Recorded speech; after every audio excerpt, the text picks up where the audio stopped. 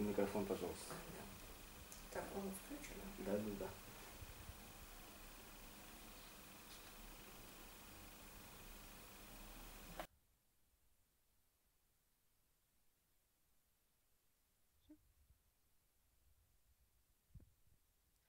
Добрый день, уважаемые абитуриенты. Я председатель предметной комиссии по направлению специальное дефектологическое образование, профессор кафедры специальной педагогики и психологии, доктор наук Фахрудинова Луиза Валерьевна. Экзамен, который вы будете сдавать, состоится 29 июля и 19 августа с 9 часов утра. Это дополнительные вступительные испытания творческой и профессиональной направленности. Не во всех направлениях существует такой творческий конкурс. Необходимость проведения такого испытания у вас связана с тем, что профессия, которую вы выбираете, это работа с людьми, более того, с детьми, имеющими особенности развития. Вам будут необходимы не только общепрофессиональные, а потом и профессиональные знания и навыки, которые вы приобретете, но и способность общаться с людьми. А важной частью этого является правильная речь. Ну, те, кто хотят стать логопедами, здесь уже дополнительное объяснение, наверное, не требуется. Для того, чтобы учить говорить, вы должны говорить красиво сами. Поэтому у будущего студента должна быть речь грамотная, без каких-либо дефектов. Имеются некоторые особенности проведения вступительного испытания. Вам необходимо выбрать один из предложенных вариантов стихотворного текста. Затем выучить его наизусть, сделать аудиозапись чтения стихотворения и выложить записанный фрагмент по требованиям и расписанию вступительных испытаний, которые у вас имеются. А затем уже председатель и члены экзаменационной комиссии оценивают ваши аудиозаписи и сдают результаты отборочного тура в приемную комиссию для их организованного размещения на сайте приемной компании. Вы имеете варианты материалов для подготовки к отборочному туру. В связи со сложившейся ситуацией с коронавирусом по распоряжению правительства и согласно утвержденному решению университета, этот отборочный тур проходит онлайн. А самое главное, на сдачу экзамена дается только одна попытка. Доступ к экзамену открыт с 9 часов утра до 15 часов.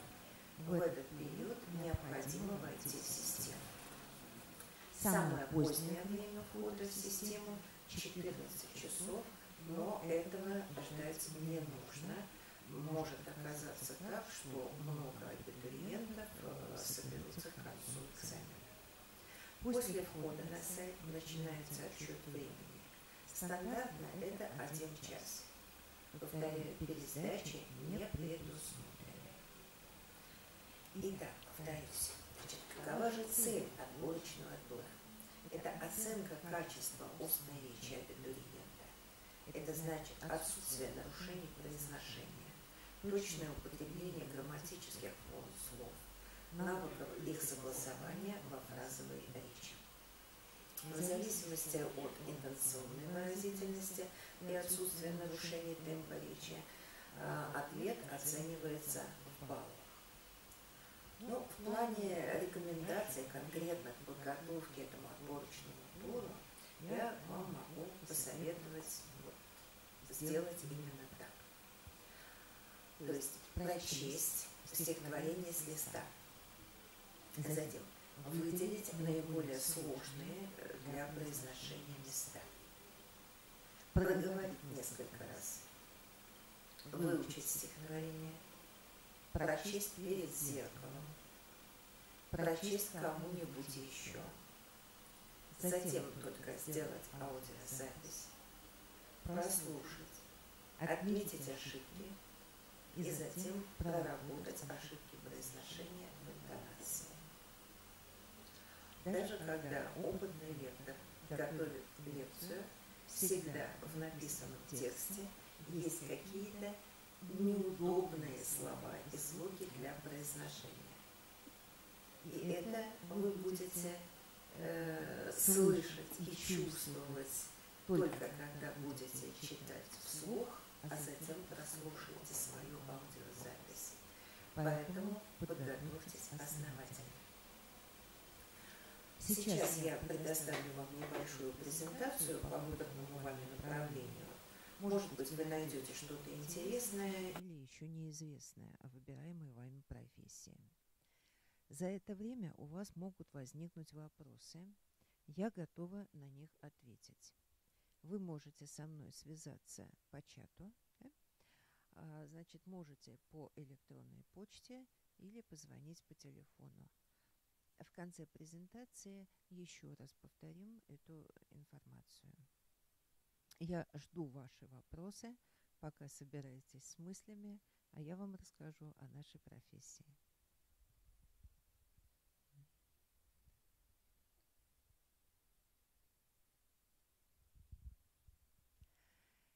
Итак, направление – это специальное дефектологическое образование. Имеет 3 направленности, иначе называемые профили. Это дошкольная дефектология, логопедия и образование детей с интеллектуальными нарушениями. Квалификация, которая присваивается по окончанию обучения – бакалавр. Эта программа разработана на основе федерального государственного образовательного стандарта высшего образования, который был принят в 2018 году. Это самый последний стандарт, самый прогрессивный и самый интересный. Почему? Потому что он составлен с учетом профессиональных стандартов, которые сопряжены с профессиональной деятельностью. То есть требования, которые предъявляет нам и вам этот стандарт, это требования, которые есть в квалификационном справочнике. Обучение проходит в педуниверситете, в основном на кафедре специальной педагогики и психологии. Эта кафедра, такая кафедра, единственная в республике. Она готовит специалистов, бакалавров и магистров по этому направлению специальное дефектологическое образование. И значит, это направление призвано готовить специалистов для людей с ограниченными возможностями здоровья.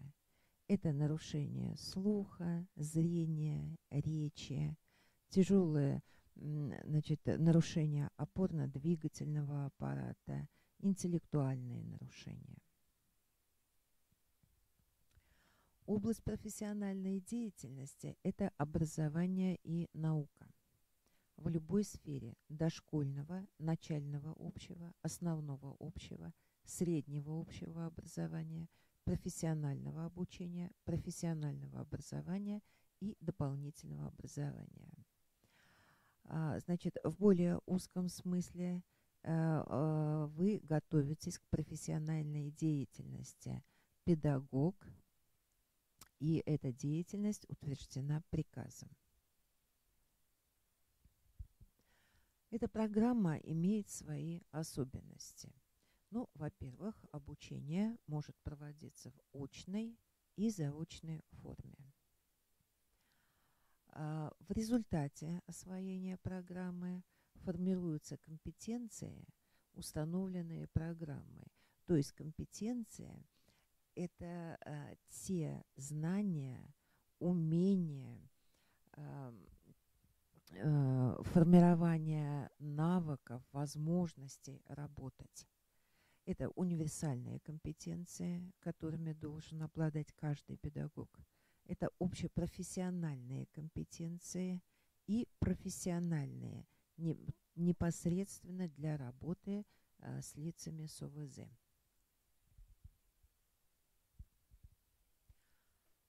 Образовательная программа, на которую вы поступаете, состоит из двух частей. Это обязательная часть, которую все проходят, все изучают, и часть, формируемая участниками образовательных отношений. Это формирует университет, кафедра, и вы сами будете принимать участие в формировании программы, когда будете выбирать будете выбирать дисциплины из предложенных. Значит, первый блок – это дисциплины, затем практики, и самое последнее – это государственная итоговая аттестация.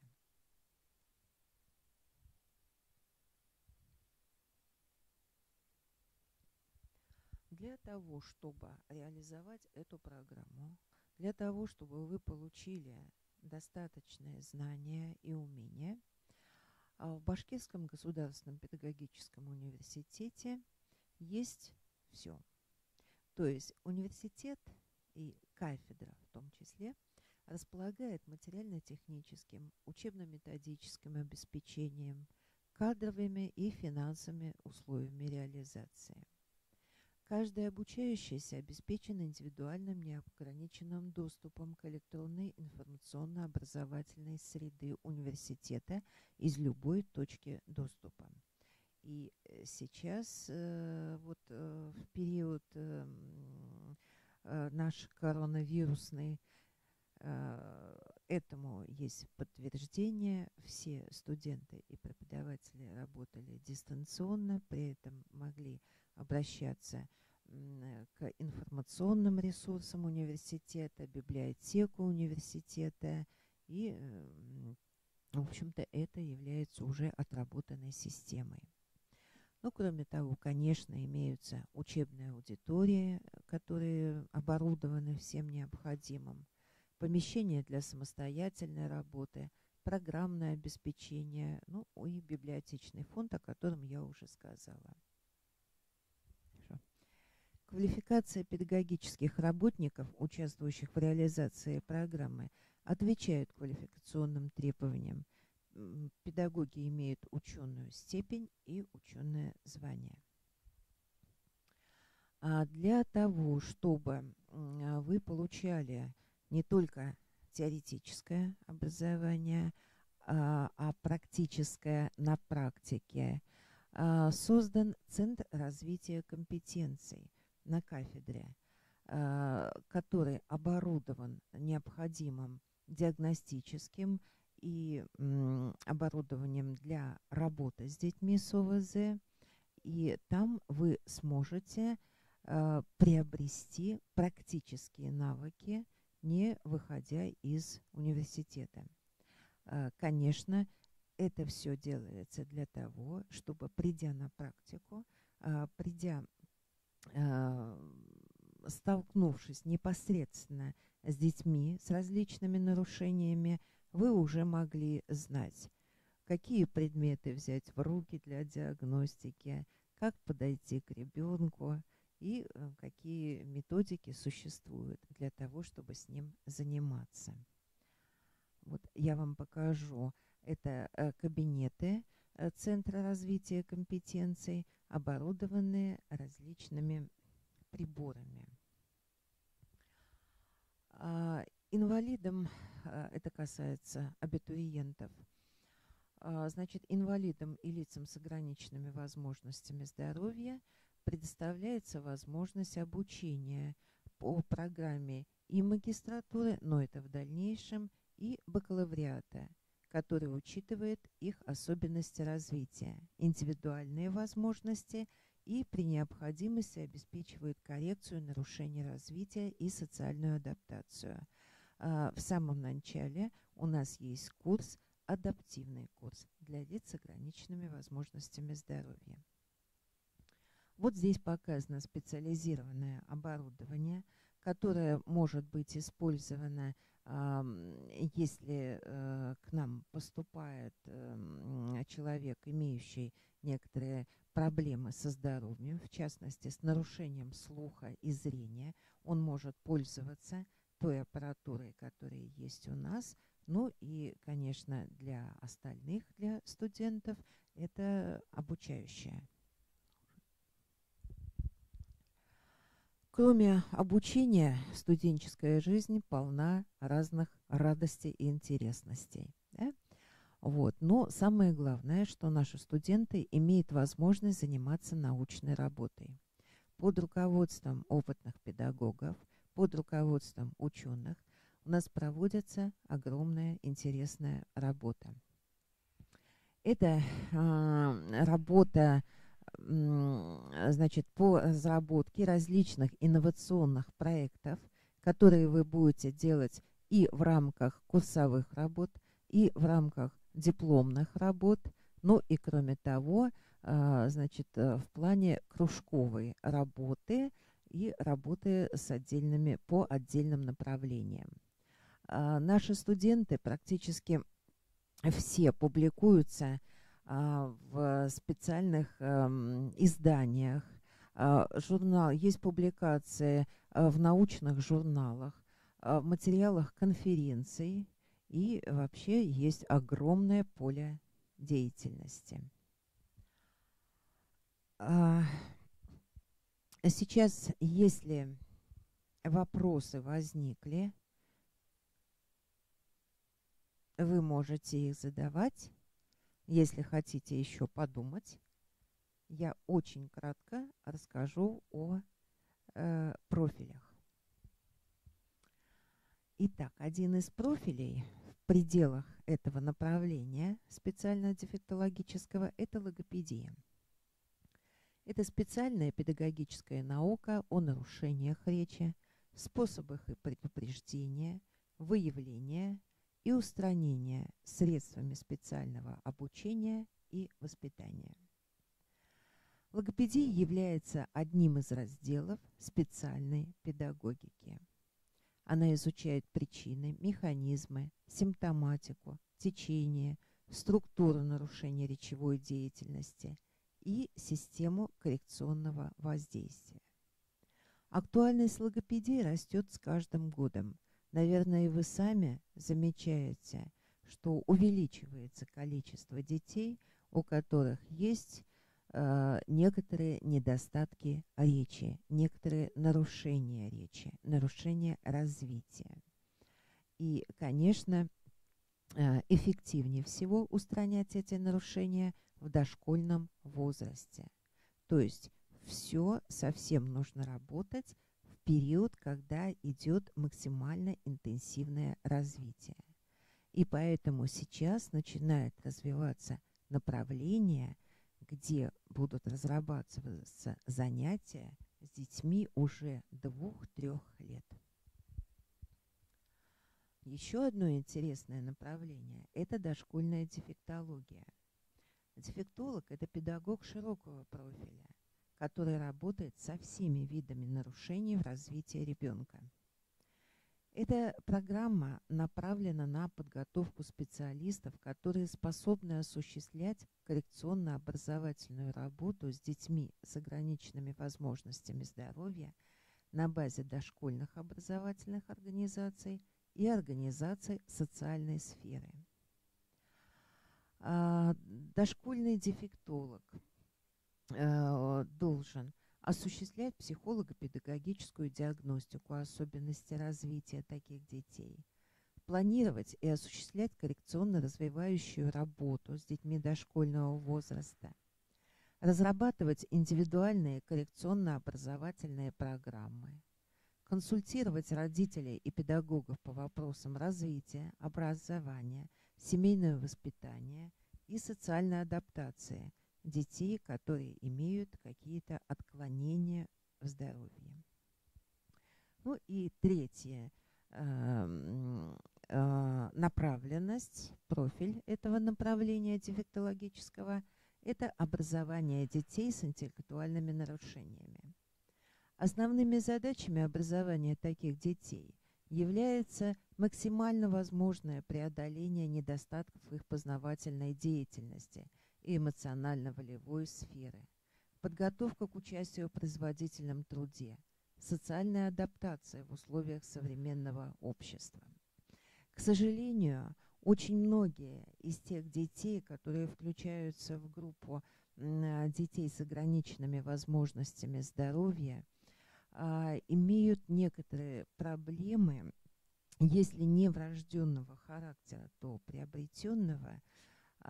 Понятно, что ребенку слепому, глухому трудно усваивать какие-то знания, правда? И поэтому формируются некоторые интеллектуальные особенности, которые должен уметь преодолевать ребенок с помощью педагога, которого мы готовим. Вот, я еще раз напоминаю о себе. Фархутдинова Луиза Валеевна.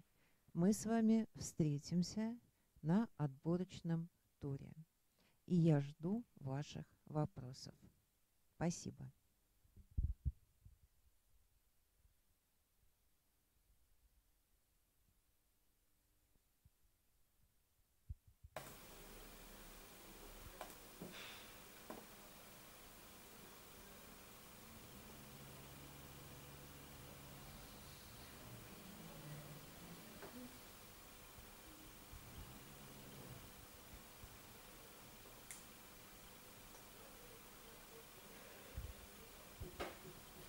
Так, я вижу ваши вопросы.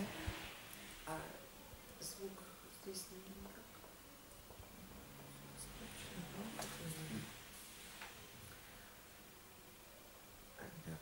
Я вижу ваши вопросы. Значит, что касается, куда отправлять аудиозапись, это указано на сайте. Все указано на сайте.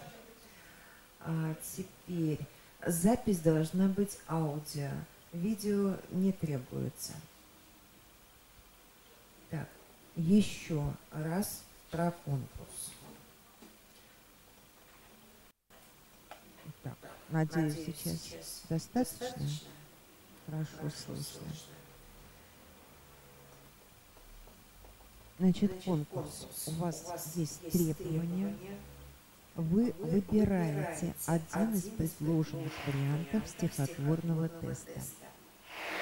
Выучиваете наизусть, делаете аудиозапись и выкладываете записанный фрагмент по требованиям и расписанию вступительных испытаний в дистанционной системе университета. И затем мы это оцениваем. Оценка производится по 100-бальной шкале. Оценивается то, как вы читаете, то, как вы говорите. Значит, речь должна быть грамотной. Речь должна быть без фонетических ошибок, без лексико-грамматических ошибок. Должна быть плавная, грамотная речь. Ваша речь – это залог успеха, один из элементов успеха вашей работы. Вы будете работать с людьми, вы будете работать с детьми. И очень много будет значить то, как вы умеете говорить. Да, эти стихотворения есть на сайте.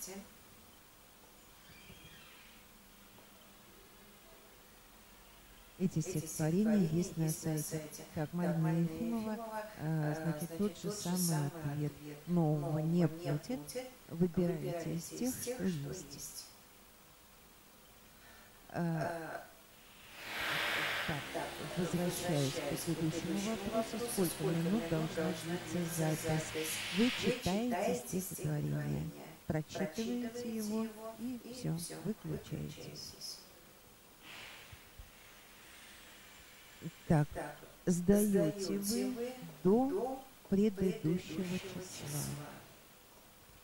То есть вы экзамен у вас будет проходить 29-го, послезавтра, завтра последний день.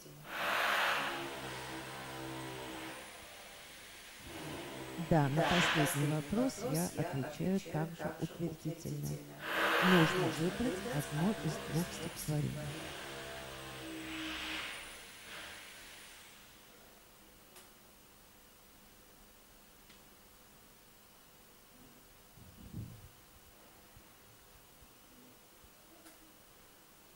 Так, еще есть вопросы?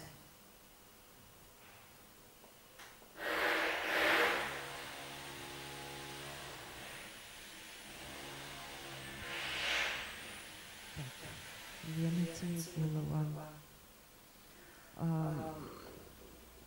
Такого требования нет, вы прикрепляете, но если вы вначале назовете свое имя, фамилию, это не будет ошибкой.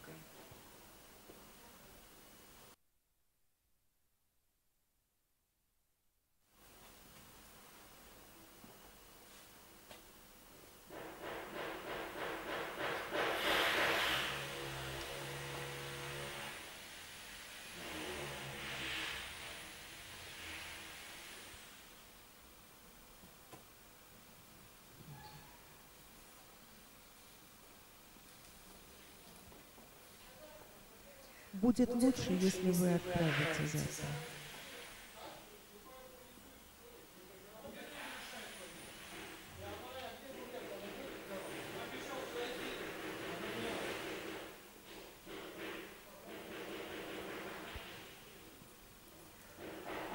Светлана, значит, я могу ответить так. Мы читаем это сейчас не для детей.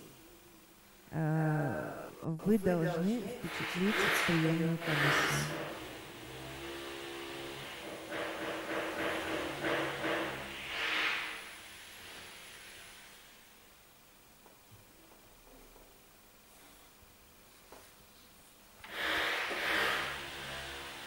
И учтите, пожалуйста, мои рекомендации, что несколько раз прочесть, выбрать элементы стихотворения, которые как-то сложнее, может быть, для произношения, отработать эти места, проговорить несколько раз, затем выучить, прочесть перед зеркалом, прочесть своим домашним, дождаться, чтобы они вас похвалили, сделать аудиозапись и затем проработать снова ошибки. Информация указана на сайте приемной комиссии.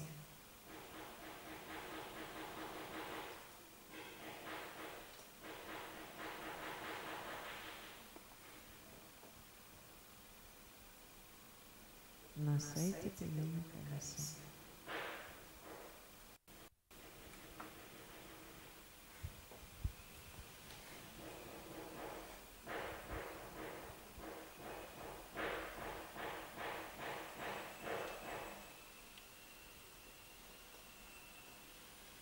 Еще есть вопросы?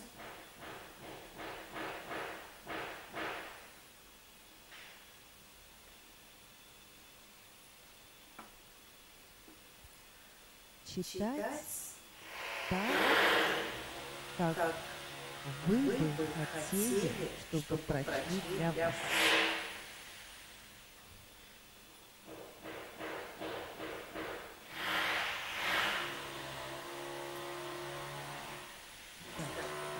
Лена Тимигулова, я сейчас не могу дать конкретный ответ. У меня на сегодняшний день пока нет информации.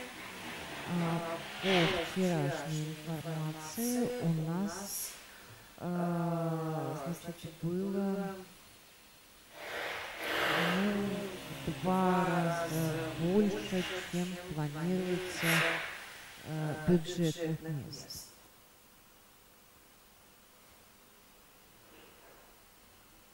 Внебюджетные места тоже будут.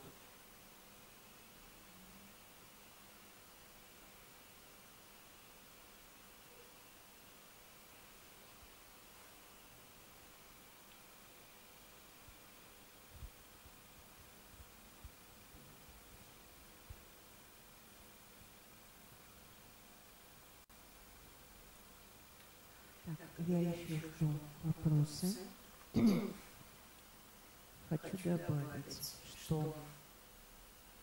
Хочу добавить, что профессия очень интересная, сочетает в себе элементы и педагогической, и медицинской. И, конечно, требует она от человека особых личностных качеств. Поэтому остается надеяться, что вы обдуманно принимаете такое решение, и тогда, конечно, мы будем очень-очень рады с вами работать. Что касается 100 баллов, конечно, реально. Почему нет?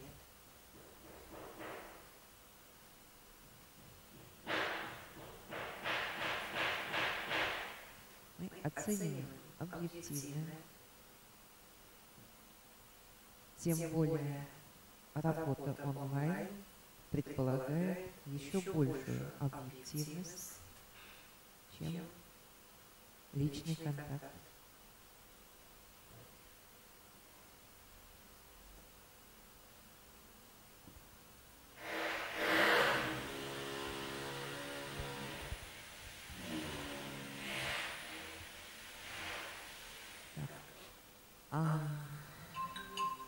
Сейчас верну тот слайд, где написано «Моя почта». Телефон – это WhatsApp, можете пользоваться.